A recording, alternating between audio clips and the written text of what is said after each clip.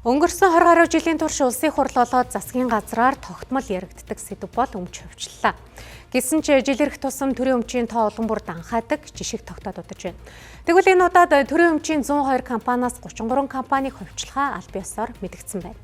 Эдгээрээс Эрдэнэт төрийн өмчт үйлдвэрийн газар, Эрдэнэс Тавлага хувьцаат компани, Эрдэнэс Critical Minerals компаниудын 10%-ийг л хувьчлахаар төлөвлөжээ. Харин бусад 30 компани хувьчлалын хэмжээг улсын хурлаар хэлэлцэн шийдвэрлэх юм байна. Монголын улс төрчид ардчлал зах зээлийн нийгэмд шилжин орсноос хойш буюу өнгөрсөн 35 жилийн турш төрийн өмчийг үр ашигтай удирдан зохион байгуулах олон улсын арга туршлагатай танилцж ирсэн байдаг. За үүнээс Сингапурын Тимосикийн сан болон Норвегийн баялагын сангуудтай хамгийн их танилцсан байдаг. Тэгвэл зөвхөн Сингапур улс гэхэд Монгол улсын үе үеийн сайд дарга нар туршлага судлахаар очсон айлчлалын тоо 100 гараад байна. Сая Бямцэг төгшөн Сингапурын Тимосик дээр очиод ирсэн байлээ. Би зүгээр онгойтой зүйлийг хэлье гэж бодож байна. Монгол улсын ерөнхий сайд оюун эрдэнэтэй очиход тэр Тимосик сан дээр Монгол улсаас 108 дахь удаагийн зоч төлөөлөгчд нар ирж гэнэ гэж хэлсэн. 108 дахь удаагийн.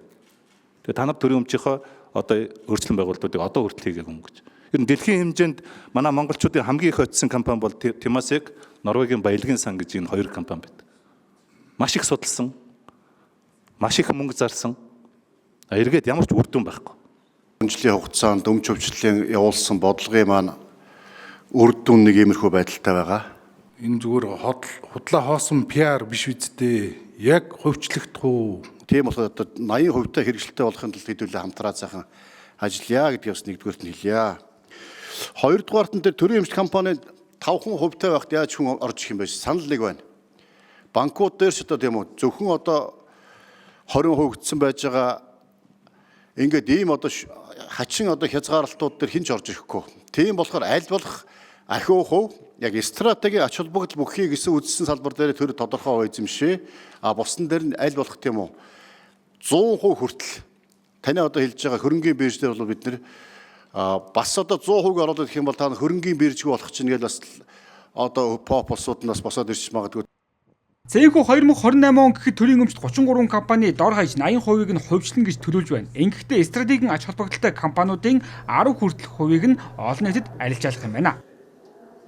Эрдэнэс Тавлага, Эрдэнэт үйлдвэр, Эрдэнэс Critical Minerals гэдэг энэ компаниуд бол ашигт малтмалын тухай хуульд 10 хүртэл хувийг нь тийм олон нийт нээлттэй арилжаал гэсэн хуультай учраас энэ хуулийн дагуу оруулж ирж байгаа.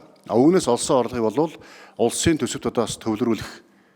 За Мяд компани бас тодорхой одоо хувьцааг одоо бас борлуулад үүнээс олсон орлогыг бас улсын төсөв төвлөрүүлэх. Ийм л одоо 33-аас 4 компани дээр төсөв рүү тодорхой хэмжээний хөрөнгө татагдах бах. Хэрэв хувьцаа хөдөлгөх арга хэмжээ амжилттай зохион байгуулагдвал.